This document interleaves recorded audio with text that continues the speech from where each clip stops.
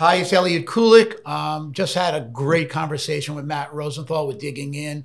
Amazing what he's doing, and I feel really privileged to be part of it. Talked about real estate, talked about how to be a good person, how to have a good outlook, and I'm glad that I was able to participate.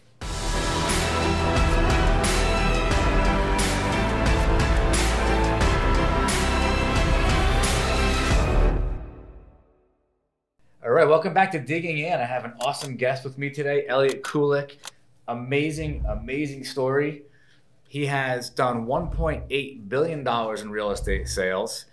He's a family man. He sold over 2,900 homes in Florida, a top team. He works for Compass Realty, but one of the top teams on Compass in Florida. Two-time Ironman triathlete. I mean, It's pretty amazing, pretty amazing. And really the thing is you've grown a business. He's grown a business from almost nothing. It's really a startup to something really big, really amazing. So welcome to the show. Thank you. Look forward to hearing your story. Yeah.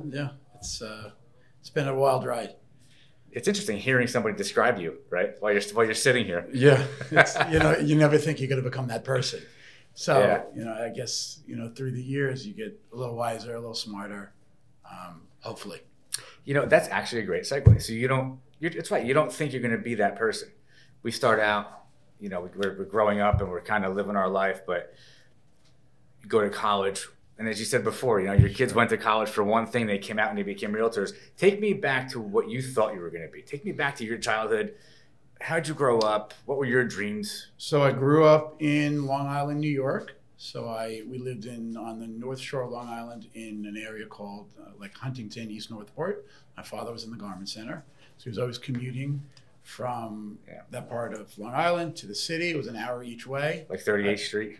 Yeah. It was right in the garment center, right? Right in Midtown, right? Yep. And then we moved to Merrick, which is on the South Shore, because my father wanted to be closer to his brother, and I was able to be closer to my cousins, who years later, ironically, they live where I live in Florida, so that's kind of nice. So we have a very big family. And then... So your family was in the garment business. That's what your dad did. My father and my uncle were in the garment business. And then when I was 17, my father turned around to me and my brother and my mother in a snowstorm on Merrick Road and said, "We're moving to Florida." So I moved to Florida when I was going into my junior year of high school, which is not always so easy. I was athletic, so as a guy, it was but it was easy to make friends because if you could score a goal, they like you. I kid with my brother because he wasn't as athletic, so he didn't leave his room for like a year. So. It's tough. Yeah, so it was tough for him. Then I went to University of Florida, majored in accounting, and I soon realized that I wanted to be in a business where the harder I work, the more I could make, and certainly that wasn't accounting. And so I was in accounting for about 10 months. It just was not the right fit for me, although years later it was a great foundation, even though it was very short-lived. And my mother did not want me to go into real estate because she thought my father and I wouldn't get along, which was really quite the opposite. My father was and has been, he's 78 now, I'm 55.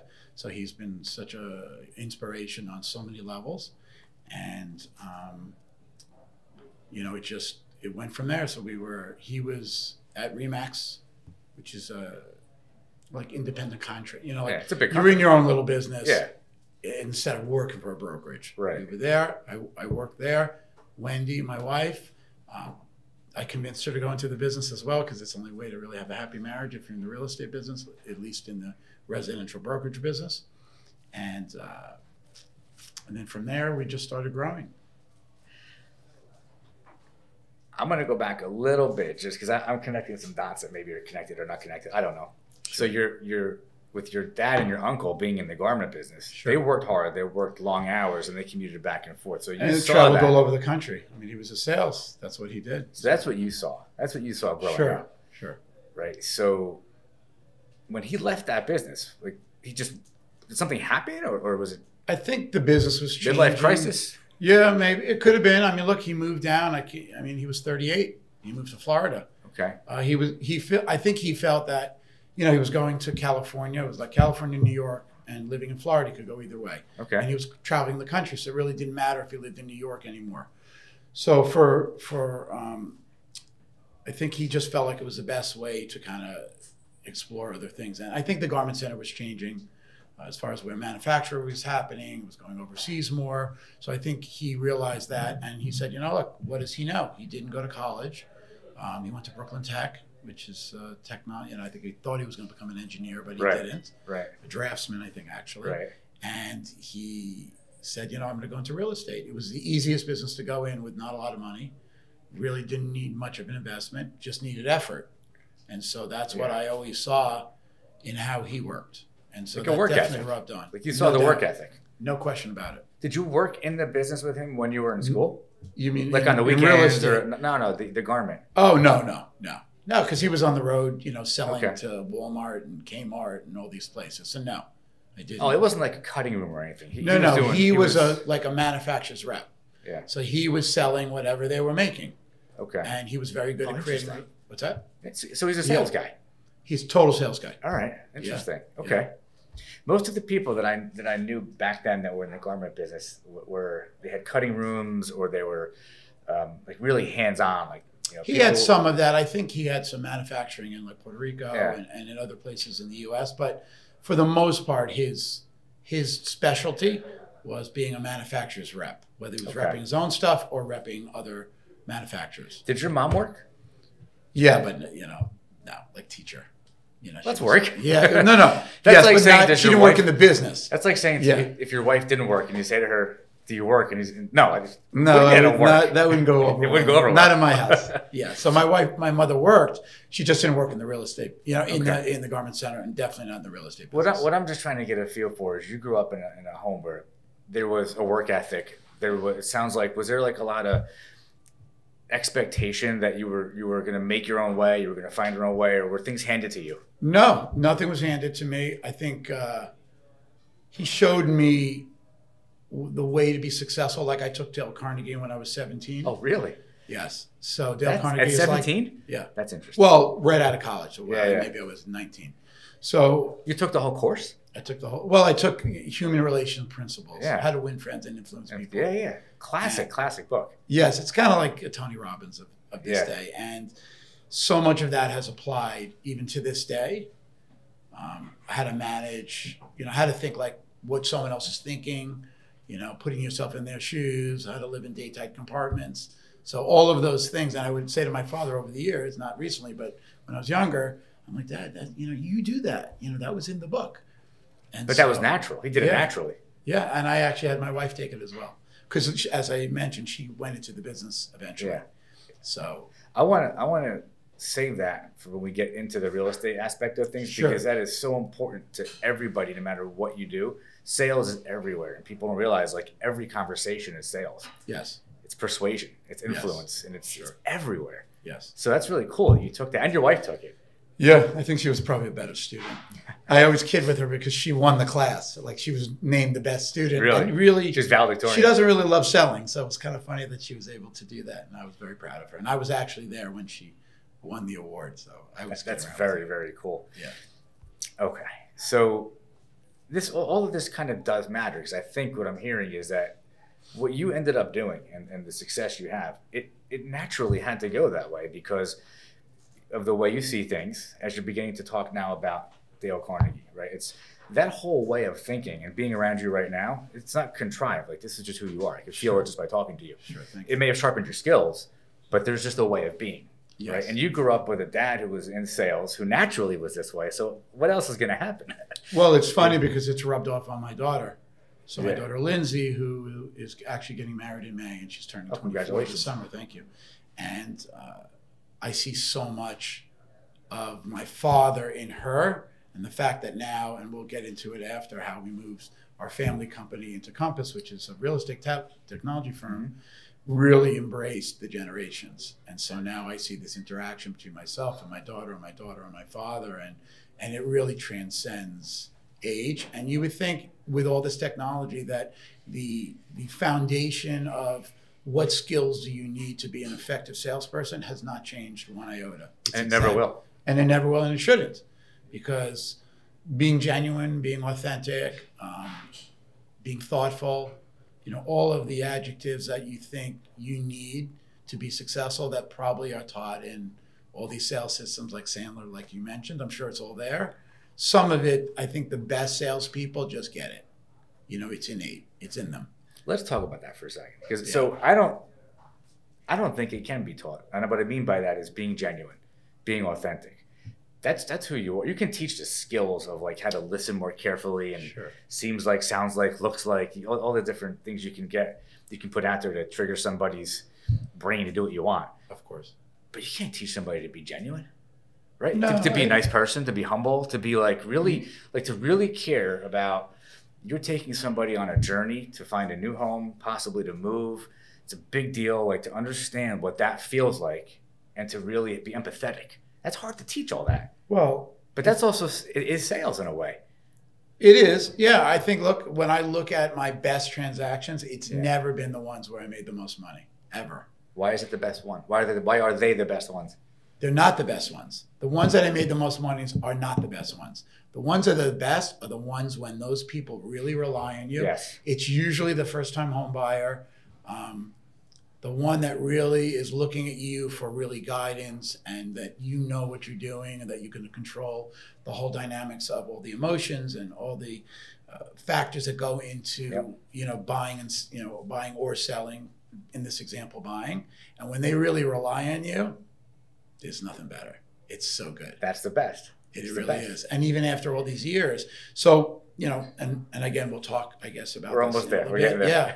Is moving from a family boutique business to the setup we have now. I have never been more motivated and inspired because of maybe what I know and, the opportunities that I see in front of me. And it's not about just, I think anytime you put the money before the transaction, it never happens. And so I'm not saying I've never done that. My father taught me that, but I'm not saying I never do it. But as soon as you calculate, oh my God, this is a commission, people can feel that. Deal's dead.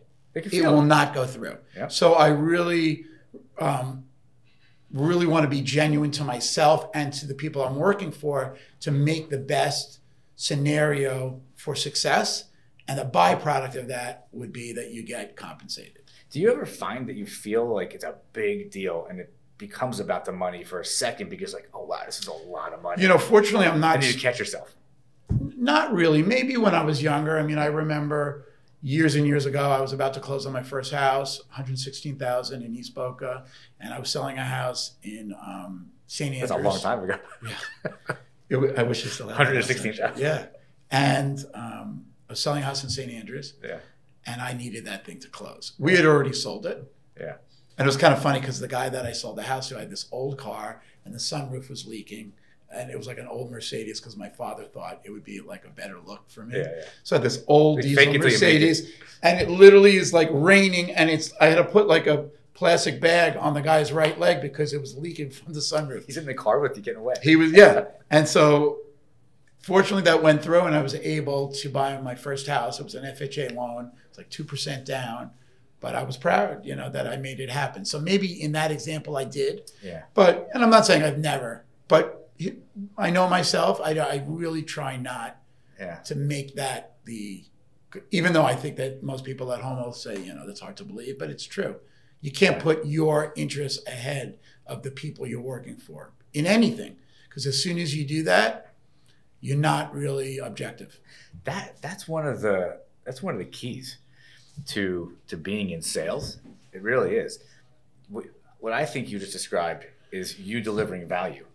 It's just about making sure that the client gets the best they can out of you all the time. Sure. And that is not about the money. That's about an experience. It's about the end result. It's about finding just the right place, the right school system, all of that. And that's just who you are. Well, it's interesting. You said something. You said, there's certain skills that maybe you can learn and some you can't, right? So sometimes when you're selling, listening is maybe, everyone thinks when you're selling, you need to be the one talking the most, right? But the ones that listen the most and you hear things that maybe, because sometimes, we want to hear ourselves talk, right? When you listen, you hear so much more. And so selling doesn't mean that you're trying to convince someone to do something they don't want to do, right? So if you listen to what you think is going to be the right path. So after all these years, I pretty much, not that I'm Nostradamus, but depending on who they are, where they're from, what kind of industry, what kind of personality they have. You know, what are the economics surrounding this? What do they want to spend? I kind of pretty much know how it's going to go down. I mean, within reason, obviously. And so if you can have an appreciation for that, then crafting how that's going to look is just, you know, that's the art of it. If you take the letters in the word listen and shuffle them around, it spells silent. Just let that sink in for a second. That's actually good. I'll use that. It's true. Yeah. I just double checked it when you were talking. Oh, that's very good. Maybe that's not a coincidence. It's not a coincidence. Probably not. You are so right on. It's about I mean, silence. Really, people feeling understood and feeling heard is like, it's so powerful in every relationship. But that's not sales. So when we talk about you being successful in sales, you obviously are a good listener, and you're good at people connecting with you. So, your dad was like that, or is like that, as far as being I think in sales, yes, right? Of Being course. likable. I think he had to be. So your dad made that change to move into real estate. So now you began to like live that life. Well, you were 17, 18, 19 when that happened. Yeah, I mean, he went into real estate even earlier. I was in high school. He came to Florida and he's like, look, I'm in sales. What's the best business that I could go into? What I didn't mention was when we first came to Florida, he started a chain of outlet stores called the Outlet Stores of America, which didn't work out. So part of the reason he went into real estate was, you know, it was a way to still be in sales with really not much of an investment. So it was not, I wouldn't say it was only financially driven, but it was financially driven. Okay. Now did he begin to be successful in real estate at that time? He was great. I mean, at Remax, he was, I don't know in what period of time, but he became #1 in Florida. I mean, he was on it. You know, we used to cold call. So, you know, there's a thing called, you know, when you are hired by a seller to sell their home, we enter into a listing agreement, which has a period of time. Usually it's 6 months. And so when those expired, or sellers were trying to sell their home by themselves, which is a bad idea, called for sale by owner, he would call. So I saw him doing that. So he would call expired listings and he'd call for sale by owners, convincing them to have them meet him. So a normal commission was 6%, 6-month contract. Seller cannot sell it by themselves. And he would call them and say, commission's negotiable, contract can be canceled at any time for any reason. If you find the buyer, you don't have to pay me. Which the local realtors were going crazy, like this is the worst thing ever. But he figured if we got in the door, everything was an opportunity. So when I got into the business, that's what I did. So I was cold calling like crazy. Still, I mean, the environment's obviously changed and there's a do not call list, so it's different. But creating opportunity as opposed to waiting for it to come to you was big. And so I still do that to this day in a different form, but the same thing drives me. So when you went to school for accounting, did you come right out and go into real estate? I was in accounting for 8 months. Okay. And then I was an auditor. And if you know what that is, they had me re-adding a computer run. I can't picture you doing it. Was bad. So they asked me to re-add it. And I said, this is from a computer. Why do I have to re-add it? They're like, I don't think this is for you. Yeah. So 8 months into it, I resigned. And I asked my father, I'm like, maybe I should go into real estate. My mother, as I told you earlier, said no, but it was a good choice. And that's all you've ever done? That's all I've ever done. Okay. And he never stood over me. You asked me that question earlier. Like, were there expectations? He didn't need to. Because, I mean, he knew I was on it. So you came in. Did you come into his business?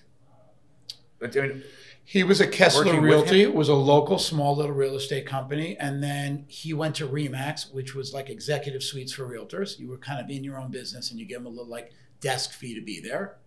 And I went to Remax. And then I don't know how many years into it. I think probably 3 or 4 years into it, I'm like, Dad, we should be in our own business, which kind of what I did recently 3 years ago. I said, Dad, we should do it. Let's open Koolik Group Realty. He didn't want to do it, but he did it. And then years and years later, when our roles changed, so that I've been running Koolik for probably, I don't know, 10 or 15 years now. The roles have changed. I said, we should go to Compass. And he was totally against it. Interesting. And I was right. Which is fun. Just got to get that in. For its own. Yeah. I would. Yeah. So when you went to Remax, because it is like you're in each individual operation, Correct. were you two working together? Yeah, so it was Koolik Group. Inside Remax?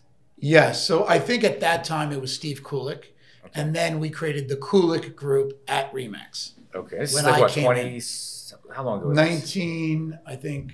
I went into real estate in 1989. All right. So it was probably 93, 94, something like that. So this is long before $1.8 billion in sales. This is long Way before almost 3,000 homes sold. Now, talk to me about that journey, right? So from the perspective of people are watching, maybe they want to get into real estate. Like, what are the keys? Like, how do you do what you did? How do you grow it? How do you get a client base? I mean, how do you do it? Look, I think it's like any other sales. I mean, you really have to network. You really have to be out there meeting people. I think it's at least in real estate, I think you have to, they use this word, the farm area. 80% of the agents are buyer's agents. And it's not because that's what they want to be. It's because they don't farm an area that they can make their own. So if you have the luxury of being able to create an area where you kind of own it to some degree, or at least you're in the top 1 or 2, and you can work with a lot of buyers, that's when you can sell your own listing to your own customer. So like a niche almost. Yeah, pretty much like a niche. So you became an expert in your area. In a certain area, and then I was cold calling. I was doing that. I was creating buyers. And then I was networking a lot. And then we slowly continued to grow. The cold calling was important in the beginning because I was getting listings at 23 years old that nobody my age was getting. I mean, nobody was cold calling. Because of the cold calls. I think people make excuses for not doing certain things. And that's a tough thing to do. It's not hard. Like, but really, they don't hang up on you. Everyone thinks if you cold call, they hang up on you. And maybe, if you have the right, you don't speak to them properly. But most of the time, I would talk about everything but real estate. So you're connecting. See, it goes back to that way of being. Like you were just connecting with people. Yes. When you walk into a room in somebody's office and you just meet them, do you tend to look around the room for that common thing that you can kind of connect with them on? Yeah, I mean, I think I observe. Yeah, I might not do it. You just know. I don't realize it, but yes, I think connecting on the other stuff. Now, obviously, we have the luxury of information, right? We can look at Instagram and all these, and Facebook and other social media sources to see what they're interested in. So I always believe if you want to get, you got to give. So I've always been a very giver. I've always gone out of my way to help other people, not only to be self-serving, because just like you're doing this and you want to give back and pay it forward, I feel the same exact way. And so my real estate 3.0, like you have the web 3.0, my real estate 3.0 is being a Compass, being in a tech forward business, being less of a boutique business that we were. We were doing really good numbers, but I always felt like we could raise the bar on what the profile of a realtor or a real estate advisor could be. Compass is certainly I like that, a real estate advisor. No one's ever used that word, right? So Compass has clearly raised the bar on how we're viewed. And I think the agents that have the history and the experience of being in the business, we know the mistakes we made. So part of my excitement for the business now is I get it. I know that if you do this, you're going to get that. But if you don't do this, you're going to miss out. And I left so much on the table because, and the word I use, and maybe you'll like this word too, I don't know where I got it, is to stay meaningfully engaged, right? That's gold. Thank you. So if you want to patent that, do it. I'm going to patent that. I don't know. Someone might have Somebody write that down. Yeah. But what was so important to me over the years was so many people fall into this trap. They do a transaction, whatever the business is, and they're on to the next deal before the ink is even dry. And I was definitely part of that ecosystem. Clearly, we had beepers. We didn't have cell phones at one point. I mean, I could go back so far. It would be for anyone who's younger, it'd be a joke that if they see how we used to operate. But I kind of feel that if you really have a true appreciation of what you didn't have and you didn't stay really connected to your customers, then you can't be on to the next transaction.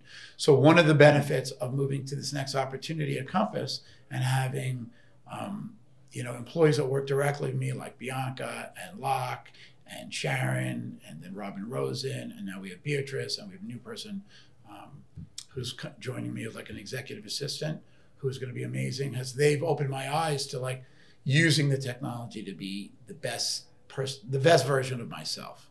And so I didn't have a lot of that technology. So part of it was my own fault. And part of it was I didn't have the ability to stay relevant. Now, when I see what Compass is doing and other technology that exists, I mean, like social media and those things. Yeah, and like you're doing it. No-brainer. I can see from your social media, like I can get to know you a little bit. But I wouldn't have done it if I didn't go to this next step. That's right. If I didn't have someone like Bianca, who is so incredible, opening my eyes to the power of how you can be very relatable. And it's really interesting. Like when we used to market, we would be doing this. Sold this house, sold that house. I listed this house. I've sold 10 houses this week. The postcards in the mail. You would assume that everybody thought that was really great, but that's not how they think. Yeah. Now, later I found out. I should have been maybe more observant. They're trying to calculate your commissions. It's not as good as you think. Yes, for people who want to sell their home, I think some of them be like, I want to work with that person because they do a lot of business. But there's another element that maybe wasn't so happy for you. So I think marketing in a way that's very relatable, and they really get to understand who you truly are as a person, as a family man, as a person who maybe gives back. For sure. That's who they want to be in business with. And so that really was, my eyes were really open, and that's really recent. So I really would have been operating in the other world if this was 3 years ago, and I probably would have continued. That's true for every business. It's really true for your business, but it's so true for every business, especially if you're in sales, like to really be relatable. And there's a reason why so few people make so many of the sales in any business. There's that ratio. It's like 80-20 or something. 20% of the people do 80% of the business. It's true. But it's true because that small group of people understand what you just said. And maybe it's conscious or not, but there's a relatable. You see the people that you want to work with, whether you walk into a department store or anywhere. You gravitate towards people that just feel people have energy, if you believe in that. But, when you meet someone and their aura is just off and they've not said a word and you just feel it. For sure. It's the same thing with people that in you 2 seconds really you can tell. Like. And if they like you, they want to do business with you. And if you don't know what to do, you can always find out. But I think learning the business is easier than learning how to be relatable. 100%. You can write a book on sales. Like the new Dale Carnegie book. I don't know. For realtors, or do a course for realtors on really what you're saying. This will be our show. That's it. That's it. Well, let's do it. We got to think of a good name. I want to get specifically into the market right now. Right. Sure. So your market is Boca Raton. So our group. Okay. So Compass has offices all the way from Palm Beach Island, Palm Beach Gardens, Boca. Fort Lauderdale, multiple offices there, and then there's 5 offices in Miami. So we have people who service all those areas. Our main area is Boca Del Rey and Highland Beach, but we've done business in all those markets. But your niche is Boca Del Rey. My niche is Boca Del Rey and Highland Beach. You're an expert on that area for 30 years already. Yes, I know it well. Okay. So in this market, I mean, it's a crazy market.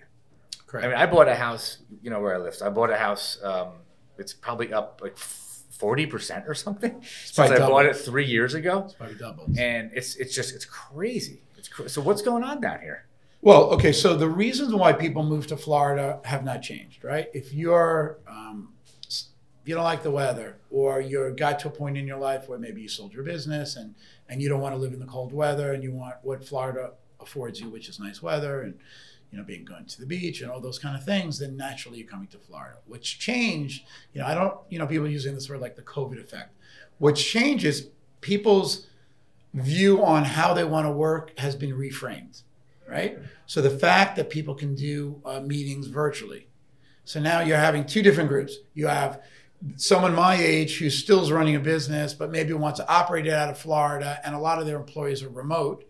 They figured it out real fast that they can do that because they had to. And then you have this other group of people that are like the 35-year-olds that are all from these major affluent markets. And like, they're not requiring me to come to the office. So I'm going to live in Florida. And then you add the fact that there's no state income tax in Florida. It's a huge thing. So if you domicile in Florida, which that's a whole other conversation, which I'm happy to discuss with anyone who's interested. becoming a Florida resident has a lot of financial benefits. So if you're someone who makes $1 million or $2 million a year, that's 100 to 200,000 every year. Tremendous. That you're saving. And now we're starting to see a lot of people from California. So like the Ben Shapiro's of the world, if you know who he is. Of course, yeah. So he moved his company to Nashville. Okay. He's Orthodox, okay. Joe. So, if you live in LA, it's either LA, New York, or mostly South Florida. So he lives in Boca. He lives in Boca Grove. I saw him one time. Interesting. And he moved his company to Nashville. So, interesting. So now when you see all of these reasons to come to Florida, so when you look at Florida, yes, prices have gone up. But the word I'm using is Florida has been repriced. Because there's always this thing, well, if it goes up, it could go down. And there's some truth to that. And people worry about that. Like, should I buy now? Is it overdone? I don't think it's overdone. Well, I think we're going to see another 10% this year as far as pricing. That's what they're predicting. Rates, even though they will go up a little bit, a few times this year, the affluent crowd, it doesn't mean that's the only buyers we work with, but that crowd is not affected by interest rates as much. And the demand to be here is huge. So even if 25% of the buyers go bye-bye, the 75%, there's so many. That's a lot of buyers. No inventory. So I've seen, and that, gets to another, conversation of, if you don't work with someone who's in the know, or you don't work with someone who knows how to navigate the waters related to this environment currently, and they don't have a long-standing relationship with agents who have listings, you're at a huge disadvantage. Huge. Things are moving so fast. But it's like an agent that just started in the business that has no relationships. It doesn't mean the listing agent who represents the seller is going to do the wrong thing by the seller. I would say 99.9% of the agents want to get the best terms, the highest price for their seller. But if I know the listing agent and you just went in the business and you don't know them and our offers are similar, I would promise you that there's a better probability that I'm going to have. It goes back to the relationships. Exactly. Rent versus buy. Right now, it's 22. It's March going into April 2022. I hear people all the time. Should I rent? Should I buy? There's a shortage of both. Definitely on the sales side, as we mentioned. On the rent side, there's more rentals coming up, but I used to buy single-family homes and I was renting them, and I would talk to all my friends who were in commercial real estate, and I'm like, buy these houses, we can get a good return on it, and they couldn't really get their head around it. And then probably 5 or 6 years ago, maybe a little longer, all these private equity firms started buying homes in Austin, in Nashville, and in all these other up-and-coming packages of homes. And they were buying them. Yeah. And that's exactly what's happened. So now there's a lot. It's happening here. They're buying homes like houses. Like we sold a home to someone for $1.5 million in the Oaks, and he immediately turned around and he's going to rent it for $25,000 a month. And if you run the numbers, it's a really good return. So that's exactly what's happened. I gotta tell you something funny. I bought a house in Saturnia to rent out. Sure. I still have it. I bought it a year ago. Sure. I paid $700,000 for it. Right. Now it's whatever, $900,000. But I rented it for $5,000 a month, and I was still cash flow positive on it. Sure. My tenant wanted to move out after 6 months, and I'm like, no problem. You can leave. Now you're going to rent it for $7,000 or $8,000. My tenant is probably going to watch this, so I don't want to get into the numbers. But I rented it for more. Sure. And if my current tenant left, I could get more. It's like every couple of months, they're getting higher and higher and higher. Yeah. So there's a lot of high-end luxury rentals now. And then I think that gets, everything's always about motivation. Yeah. And where the motivation is the buyers. They want this lifestyle. They really do. The financial part is a part, but they're looking at this lifestyle and they're like, how can I live this way? And it's that good. It's unbelievable. Yeah. So we're running out of time, which is unfortunately, tell me about the celebrity buyers. Not specifically ones you've worked with, but you've worked with people that are well-known, they're on TV, whatever. Is it the same thing? I mean, is it really people are people to me. Are they harder to work with? I mean, when you're saying celebrity, you could have also, very affluent. Yeah, athletes. Yes, we've worked with them before. They're just like anybody else. Yeah. It's exactly the same. If anything, you probably make less money because they feel like they're entitled to pay less because you're getting the benefit of their celebrity. That's interesting. Yeah. That's interesting. Some of them talk about themselves in the third person, which is kind of funny. I was watching, who was I watching? I was watching somebody yesterday, and the person was talking about themselves. I was watching a Garth Brooks documentary on Showtime. Sure. And Garth Brooks is talking about Garth Brooks as if he's not the person speaking. And my wife looks at me, she's like, is he talking about himself in third person? Like, they do that, yeah. You know what? He's a brand. People are people. Yeah. They are a brand, and I think the power of what they've created, and now with social media makes it even more powerful. There is some ripple effects to that. But I would tell you that I think the majority of agents that have worked with celebrity buyers, I don't think the dynamics are really that much different. So yeah, and celebrity, you know, could be a famous person. It could be a famous, you know, someone in business. Right. You know, right. So we've had those too. You know, and there's a lot of people moving here that are just so well known. Kevin James, right? Yeah. He moved to Delray, I think, somewhere around here. Yeah. I can't think of it, but there's so many people. Adam Sandler, I think. Adam Sandler. Obviously, Trump has a place in. Yeah. That was the whole thing. So yeah, and then you know this. Does that help the all property through Miami? Values? I mean, just knowing it's just like a buzz around this area. There's definitely a buzz. Look, Miami has always been great. Now it's like as good as it gets. Yeah. And there's so many pockets of areas. They got Tom Brady. Yeah. Then he moved to Miami, right? A little island. I think he bought a place down in Miami, and he's back with the Bucks this year. I saw that yesterday. Yeah, he knew that was going to happen. Just shows you it's not about the money. It's not. It's about winning. He can't stop. He wants to win. Can't stop. Yeah, I get it. Tell me, is it a bad time to buy an investment property? Rents are high, but so are property values. You see some growth. You said 10%, or maybe the industry sees that. Is it a bad time to buy an investment property? I think no, not necessarily. Here. I think you have to pick your spots. You know, I think you have to go to the areas that are growing. Just because prices have gone up doesn't mean it's a bad investment. I mean, you know, you just got to really be able to do the financial analysis. I'm actually doing this with my daughter, who's handling some of our residential investments, and for customers, and going through the spreadsheet and looking at like what are the projected rents. You know, what is the vacancy rate? Do you have to fix up the house? Like you have to look at let's say your investment property. When you model it, you got to look at. Do I need to put a new roof on? When was it built? You know, are there going to be some deferred maintenance that you have to attend to? That affects your rate. So you really got to analyze it.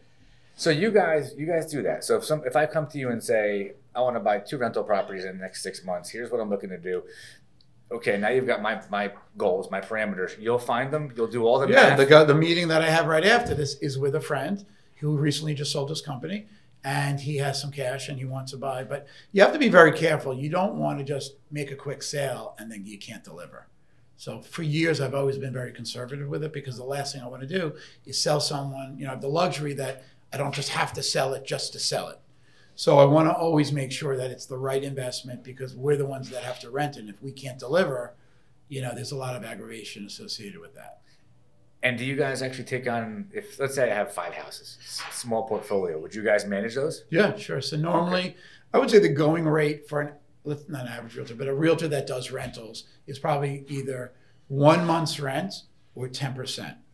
So typically when we manage a property for someone, and again, it depends on the property, you can get a maintenance contract to take care, you know, like for appliances and those like kind ECM of things. Or something. Exactly. Yeah.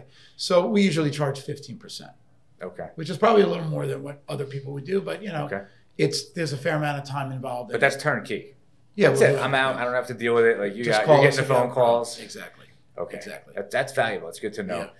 Yeah. I want to touch on this before we wind it down. You're volunteer. So 2 things. One, you're a triathlete. Yes. And you do volunteer work. So just tell me about both of those. They're not connected, but tell me about both of them. So my drive is no different from work to personal to athletics. So even now, you know, so I've done the Ironman twice. It's been definitely an adventure. The first one I did was in California. First one I did was in the Panhandle in Florida. And that was fun. I did that in 11 hours and 40 minutes. And then the second one was outside in the wine country. Oh, awesome. It was not so awesome because it was very hilly and I miscalculated. But what I loved about that. You didn't expect the hills? It was so hilly. It was brutal. And it was kind of funny because I got off the bike, so it's swim, bike, run. So it's, 2.4 mile swim, 112 bike, marathon. So I get off the bike, and the bike took me about an hour longer. And being an Ironman you think that's the hardest. Being an Iron fan is worse because they see you, and then they don't see you for 5 hours. And they see you, and then they don't see you for 4 hours. So after I got off the bike, I looked at my wife. I'm like, I am done, which I would never say. And she goes, I've been waiting for 5 hours. Get your sneakers on and get going. That's exactly what happened. That's awesome. That's awesome. But for me, the training was much better than the race. And the same thing now. Why? Because I like the commitment and the expectation of what you need to do. And so what I do with that is no different than what I do with anything else. Same thing with work. The same thing with my current situation with Compass and how we're working that way. But so you're disciplined, like with your schedule. I think I'm not anal in the way that you say, oh my God, everything's exactly. It's not that. Like when I train or when I work, I don't need to collaborate. Well, work I do. With my training, I don't need to collaborate with other people. If I say I'm going to do it, I will be up at 4:30 in the morning and I'm doing it. Were you always like that? Even as a kid? I always was. I guess I was always competitive in that way. And even now, I play in the Maccabi games I told you, just like the Jewish Olympics. And now I'm on my 4th team, and I'm going to Israel this summer to play in a men's over 55 U.S. national soccer team. That's awesome. So my wife is begging me. She wants to know when it's going to end. It's not. I don't think it will. It's not going to end. And the funny is when I talk to my friends, I'm like, or people I don't know, I'm like, well, I'm going to Israel, soccer or whatever. They're like, oh, you're coaching? I'm like, no. I'm playing. Yeah. Like, it's just the beginning. Yeah. So like I even played last night and the fact that I'm 55 and I'm playing with like 35-year-olds in this league in Boca. That's pretty cool. And I'm running faster than them. I'm like, that's pretty cool. I don't know what I look like, but I think I look good. So that's okay. You're doing it. You're doing it. Tell me about the volunteer work. You have some pretty good causes. So I've been very involved in the Jewish community, whether it's Israel Bonds, the Federation, Hillel. My kids are involved in, Chabad. We're involved with Compass Cares. So Compass has a program where, we can help raise money. We've done beach cleanups. We've done a variety of things. And then, we do things quietly. So, I like to, there are sometimes we identify someone who's in need and, quietly without any, we that's just the best, actually. Give them a little bit of help. And, it's interesting. The one person that in particular that we've helped and give them Christmas presents and we, help them give some clothes when the kids go back to school. He always says to me, I'm going to pay it forward, just like what you were saying earlier. So to me, it just shows, how real people are. And that feels better, truthfully, when you can really connect with someone one-on-one and it's really local and you really make a difference in their life. So, and Compass has opened our eyes to that too. So they have a whole wing called Compass Cares and, we've participated in that. And so, I kind of look at my life and my family life and my work life and the employees that work with us. I don't really look at them as like, I'm here and they're there. Like we're together and we're in this together. And I really, and so my whole view on all of this is, let's kind of like enjoy this ride together. And so when I see their successes, like the employees that work with me, it makes me feel really joyful, and happy, so I want my life to be joyous. And that's what it's about. Things. It totally is about I see on, I think it was your Instagram or TikTok or something, you got like donuts, like it was like videos of you, like, I guess at work. And I can feel through your videos, like you just look happy and your staff looks happy. Like you can see it. I feel very fortunate where we are. I think happiness is not about a lot of money. I'm not minimizing that we need to pay our bills and, your life is about really having a really cool ride and really being, authentic to yourself and being, so that giving that to the people that work with you or the people that you work for, we're all kind of in this together. And that kind of is what drives me. That's a common theme. I've had on, a lot of guests that are self-made wealthy people.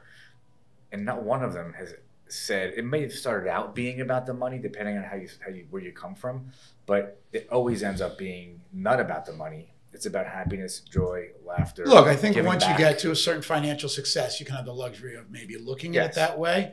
And our society, like, that's the carrot in front of us. It's money, money, money, money. And I think the kids now who are younger than me, it's so funny. I'm learning. When we first came to Compass, and my father was like, our manager was like 30. And he's like now he's 78, but at that time maybe 75. It's like, what am I going to learn from this? But I've taken the other approach.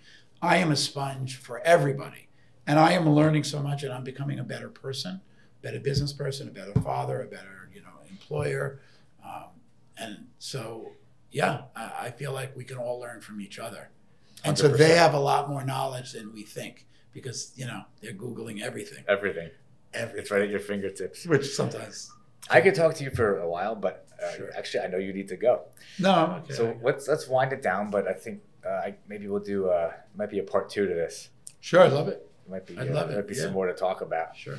You, we moved quick, but you touched on like a lot of interesting things, and I think meaningful engagement definitely is cool. That's a great way to think about things. You have a real growth mindset, and what I mean by that is, it seems like you're not afraid to change. We didn't get into it, but it just you change, you pivot. And that's what I'm hearing as you're talking. I didn't realize. I didn't realize I was going to become that person. Like I could have been the one that stayed with sticky notes and writing on pads of paper, right? Yeah. 55. I could do it. Yeah. I've been successful. It's worked. But I said, if I'm going to go down this new path using, because the way I look at it is like high tech, high touch. One cannot coexist without the other. So if these kids think they can just send text to everybody and they think that's high touch, it's not. It's high tech. It's impersonal. But they don't know any better. And so their people skills are not as good as it should be. To be a successful salesperson, you have to have high touch. I never had high tech. The fact that I have it now has really taken my ability to be really connected to people to another level. And so that's what really has excited me so much, because I really love in my business to take advantage of every opportunity. That's really when we mess up, that bothers me more than anything. You can feel it. Like, self-inflicted mess ups are bad. Yeah. So when I see the world coming together where I can really execute at a very high level using technology, that's what really attracted me to Compass, and it's been incredible. Yeah. What a winning mindset. Well, which is like, you're a triathlete, you're doing it. This whole thing is a mindset. So you talked about sales, about sales approaches, Dale Carnegie and different, there's so much to learn. But the awareness of just being genuine, being authentic, and just being real and just connecting with people, to me, is a message that was over and over and over. Everything you said, it kept coming up. Sure. So I want to thank you. I want to thank you for coming on. I want to thank you for taking the time. When you talk about it, it reinforces how important it really is. Yeah, and you exude it, man. It comes out of you. It really does. Thank you. So, it's not an accident that you're successful, and I'm sure your daughter's in the business now is going to pass the torch that you got from your dad. She's a chip off the old block. She's great. She's good. And your wife is in it. My wife's in it. She's more like my other son, but Lindsay is like my father and me, for sure. Good. Yeah, so it's great. So I want to give you the opportunity, if you want to take a peek over here at this camera. Tell us about where we can find you, contact info. So my cell is 561-843-0918. Anyone who has any questions, I'm pretty easy to reach. You can go on Koolik.com. My email address is there, which is elliot.koolik@compass.com. Our Instagram is @Koolik Group. And don't be shy. If you want to talk to me, you'll find me. Awesome. Listen, you exemplify why I do this show, right? We talked about it before. There's no question you're motivated people. I'm motivated listening to you, right? You're inspirational. And if we can pay it forward, that's the whole point of doing this. I really never thought I would be such a teacher in the business. Like Compass calls me to help other agents that I compete with to get better. And I like doing it. It feels good, right? Yeah, it feels great. That's what it's all about. So we're paying it forward. So I want to thank you. You're a humble guy. Thank you. And you clearly hustle. I mean, it's amazing. So have you reached your potential yet? No, Is there an actual max to your potential? Look, I want to be the best just to be the best.